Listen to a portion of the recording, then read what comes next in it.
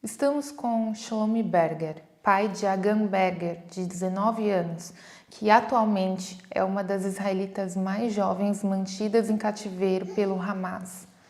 Shlomi, muito obrigada por nos receber e também por compartilhar um pouco conosco sobre essa situação tão trágica e triste. E para a gente começar, comece relatando onde você e sua família estavam durante o ataque de 7 de outubro e como foi a sua última conversa com sua filha. My family and me were at home because it was Saturday. It's a day of it's a free day, you know. On Saturday we're not working, so it was Saturday in the morning in Israel. It started about 6:30 a.m. when we heard sirens, and after the sirens came the rockets. It was, I think, on half of Israel, the rockets. Israel is not so big, so the rockets got much places. We got into a safe room in our house. And when we was in the safe room, we got a telephone from Agam. She said, I'm in the shelter and there are rockets here. And I'm inside and I don't know what's happening. I can say that unfortunately in Israel, we used to this thing because Israel always suffer or always have a tension between Israel and neighbors and the Palestinian or Hamas that inside. So for me, it wasn't unusual. I told her, okay, we'll finish this and we'll talk after. In our house, it's near Tel Aviv, Holon. It's a city near Tel Aviv. The alarms stop after a few minutes. I don't know, maybe half hour. I got outside. I opened the TV and start to see what's happening. After this, about 7:45 a.m., there was another rocket attack. We got inside the safe room, and then we get another phone. It wasn't from her phone. It was another number. And she said, Dad, I don't remember because she called her sister that was inside with us inside the room. And she said, there are bombs here. I hear shooting. I hear screaming, things exploding. And then it shut off. It was about 5 or 7 seconds of a talk. Okay. It's disconnect. And this was the last time we heard from Agam. We didn't know what happened over there all day. It was a big chaos in Israel in this day. I think nobody imagined what is happening. Nobody know. It was for Agam a new place. So she didn't recognize the place that she were. And also I didn't know who are the people with her. And I didn't know who to call because I called to Agam phone, but she didn't answer. And I understand before that she called from another phone, so she don't have her phone with her. All day we didn't know what to do. Nobody answered us. And in the first hours, I thought, okay, she's in a safe place. We will get over it. It will be okay. But I don't know, it was 3 p.m., 4 p.m. She didn't answer. I got very, very worried. Didn't know what to do. And nobody can tell us what is happening. We called the police. We called everybody we know, but everybody told us, we don't know what's happened there. It's not over there. It's just all of the south of Israel. We don't know what to tell you right now. That's all. Nobody have answers. We go to the evening, we go to the night. I can't reach her. Nobody knows. I talked to other parents that the girls was over there together with Agam. Nobody know. Nobody have an answer. I got this hard feeling, on your chest, on your stomach, that you start to think on the worstest thing that can ever be, because we saw what happened on TV and we realized that there is something big is happening here. The night came. I didn't go to sleep until 5 a.m. in the morning of Sunday. Then one of the parents said, "Hey, I got some video clip I got from the Telegram. Hamas has a webnet called the Telegram. Hamas published a movie. I got it. I see my daughter, but there are other girls on this movie." I told them, "Okay, send it to me, please." I opened the video and I got a shock because I recognized my girl sitting near another girl and another girl. And when I saw she's wounded badly, the other girl sitting in some kind of a vehicle. I didn't know what kind of a vehicle it is. After that, we found out it's a Jeep. Okay. And I get, oh my God, my girl is alive. But I understand the terrorist took her. It's crazy for me as that to say that I was happy in that day, in that moment, to see my girl alive and kidnapped by Hamas, and she's not dead. It's crazy thing. So we understand, or I understand in this moment, that Agam was kidnapped, taken hostage. I didn't know her situation, if she hurt, because it's a movie about 2 seconds. It's very brief, so you can't tell what her situation in this point of time. After a few days, the government come and tell me that my daughter is have the title of kidnapped.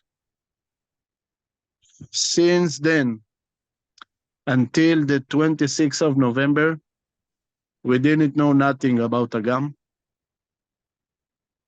On the 26th of November, on the 24th of November, there was a deal, and women and children start to come from Gaza to Israel. Hamas released them. Okay, that was the deal. Every day, about 10, 12 women and children get out. And it was the third day, the 26th, it was Sunday. It was my birthday. I sat with my family. Of course, we didn't celebrate.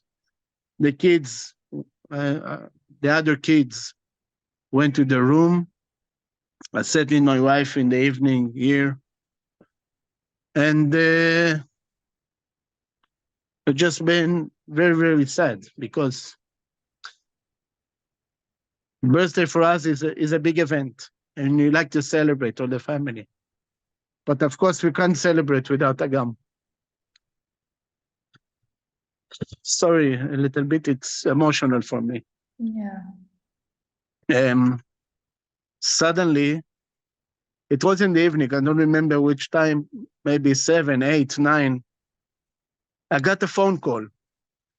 On the other side, there was a young girl. Her name was also Agam. And she told me, "Hello, Shlomi. My name is Agam. I was with your daughter. I was kidnapped with your daughter. I was together with her on the tunnels. And I like to tell you that she's sending you happy birthday." Mm. In this moment, I was shocked, because I got a message from my daughter that sent me an happy birthday. For me, it was the best birthday I ever had. And I hoped, okay, I got a message, Agam is alive. And she said she's okay. And we speak about maybe a minute and a half because she just get down from the Red Cross jeep and took over the airplane to get into one of the hospitals. So we talk only about a minute and a half. But she said to me that Agam is okay, and she believed that she will come soon, that there will be a deal and she'll get out. So she's strong and believe that it will be okay. This was the last time we know something about Agam. Since then, there were another few days until Thursday, another 5 days of releases, and almost all the women and children got out. We thought, okay, maybe 2-3 days, Agam will come home because she's a girl, a young woman. But Hamas didn't stood his word and break the deal. So we didn't get Agam. 2 weeks after, it was in Israel a holiday that called Hanukkah. Hanukkah is our miracle day. We light 8 candles, every day 1 candle. And we thought, okay, maybe it will be our miracle and Agam will come in Hanukkah. But this is also didn't happen. And a day, another day, another day, about 107 days. And I don't see when I get my daughter back. Today we don't know nothing. We know she was in the tunnels. I saw yesterday a video of the army got into a tunnel in Khan Yunis, and they filmed it and got it out to the press.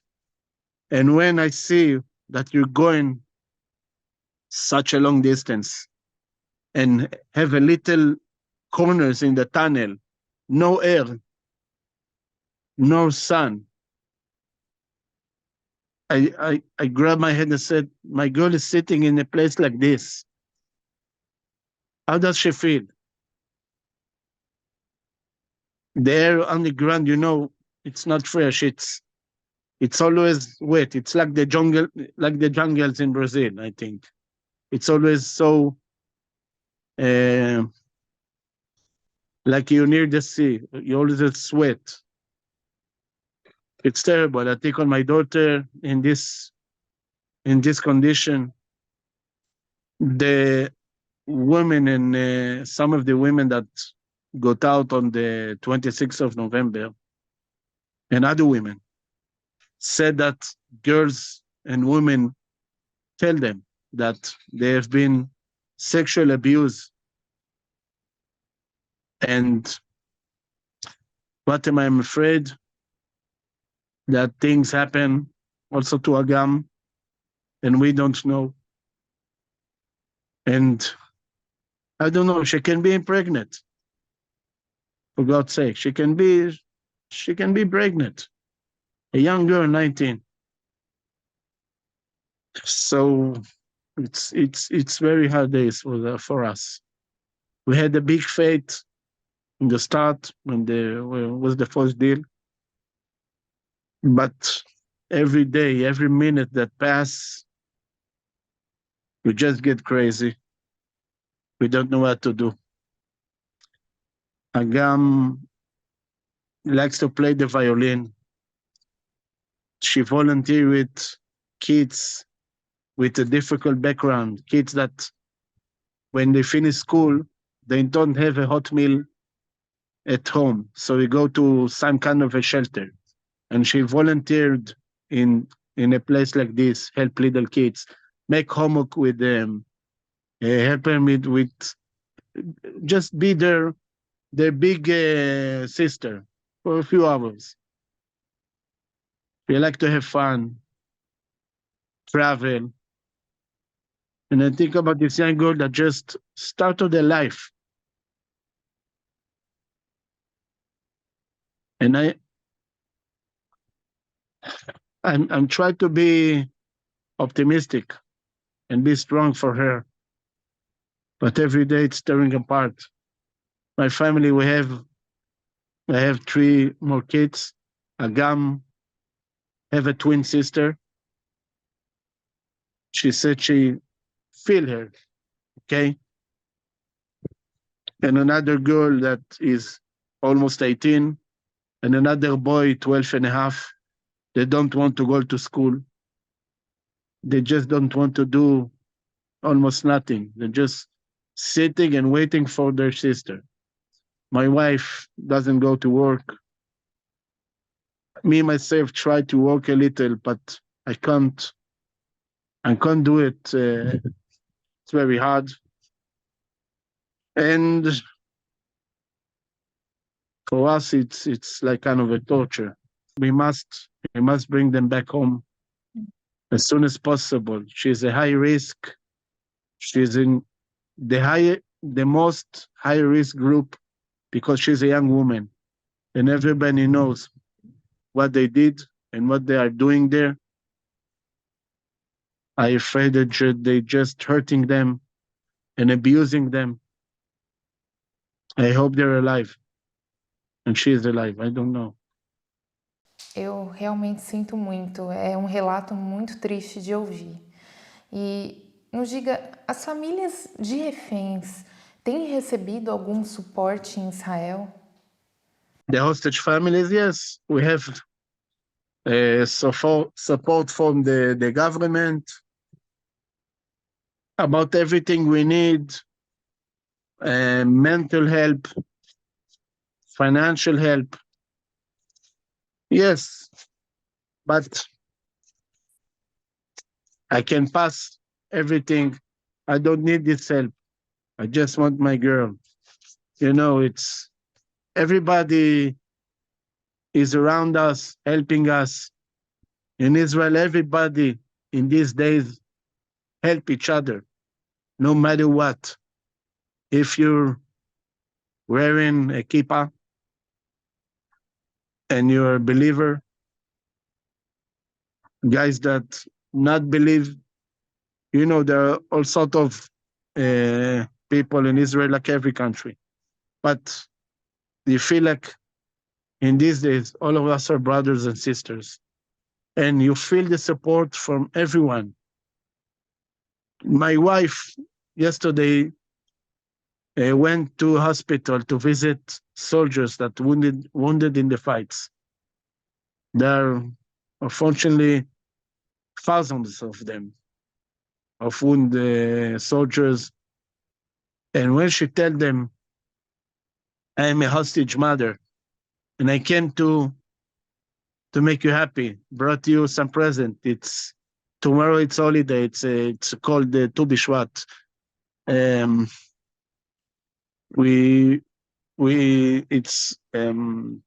It's a holiday that we plant trees that will grow up in the country.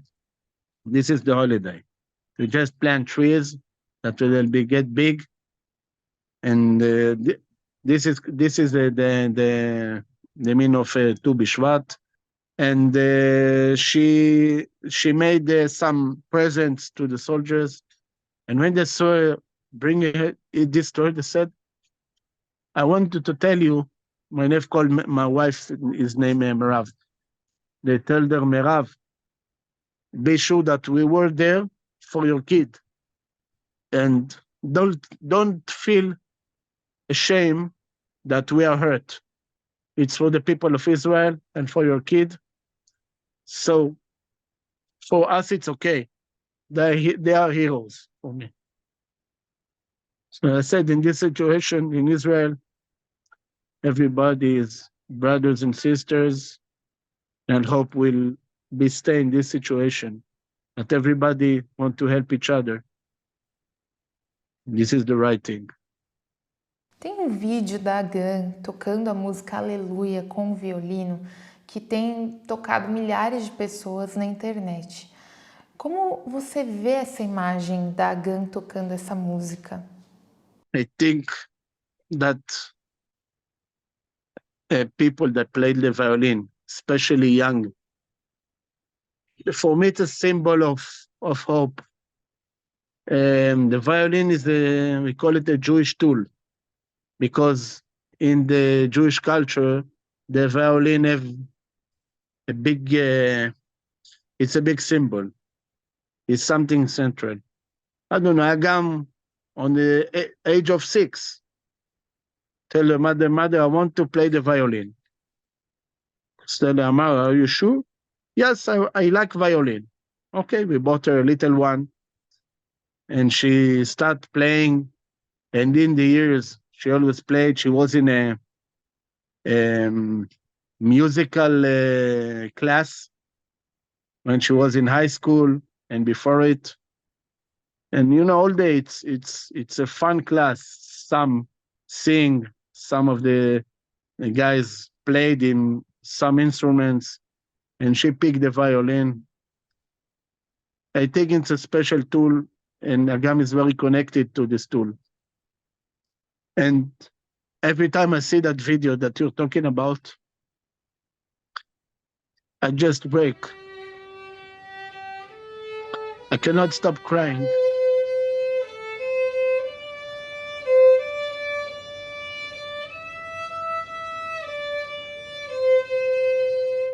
Que mensagem você deixa para as pessoas que não estão cientes da real situação em Israel?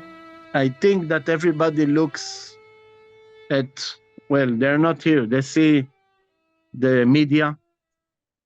And I think Israel didn't put what she need to put, the heavy weight on media, and tell the truth to the world. The Palestinians did, I call it commercials, because we saw many times that they fake situation and sell it to the world, and the whole world thinks, well, wait a minute, Israel is strong, the Palestinians are the weak. Of course, we are stand for the weak, but everybody need to understand something. If every day there was a threat on your house, your children were murdered on the streets, bus will explode, there will be a rocket on your house, on the kids' school, how would you react? Okay, we are here, the Jewish people, and we're not going anywhere. We don't have any place to go. I don't know if everybody know what is a Holocaust, but we had our Holocaust, and Israel is our home, and we are not going anywhere. The Israel government, for many years, tried to make peace with the Palestinian people. We gave territories of the Palestinian. They have their government. They have the areas. We not interfere them. But for them, it's not enough. They want more. And I that in their mind, what we understand from this situation, that they just want to eliminate Israel and kill the Jewish people. So we must defend ourselves. Everybody in our situation will deal the same. Someone want to kill you because you're just a Brazilian, okay? A Christian, and he is believing another thing, and he want to kill you. But you say, okay, I will go to another place, let him take my place. No, this is a country. We are here. We are going to stay here no matter what, and not going anywhere. So the both sides need to deal and stay in peace, one beside the other one. Israel shake the hand and suggested peace, but the other side, unfortunately, doesn't want it. And this is too shame, because we cannot live together in peace. It was many years ago, I remember with my parents. I traveled in Gaza. We're going to do shopping in Gaza Strip, okay? And also in Judah and Samaria. Today, you can't walk inside if you don't have a military with you and weapon. Things get crazy. That is my message. But if everybody will know the true story and don't believe all the fake that they see on the social media, so they will understand what is the real situation, because it's a long distance. We don't care about things that happen in the world. Everybody are busy, needs surviving. He need to feed his country, his family. You don't care. Okay, the Palestinians are little, Israel is big. Palestinians is right. No, it's not. It's not like that. That's what I'm saying. Eu lamento profundamente pela situação da sua família. Eu não consigo nem imaginar a dor que você está sentindo como um pai. Nós oramos para que a Agam esteja segura e seja liberada o mais rápido possível, e que você e a sua família continuem fortes e não percam a esperança. Thank you very much. And as I said, you are my messenger to the world, and everybody should know what happened here. What's terrible thing? For us, this is the Holocaust. It came back. It's the same things that they did here, but just like in the Holocaust, and some of them even worse. And we need this to finish for everybody. Everybody should press who they know, what they can do to stop it and bring the hostage back home.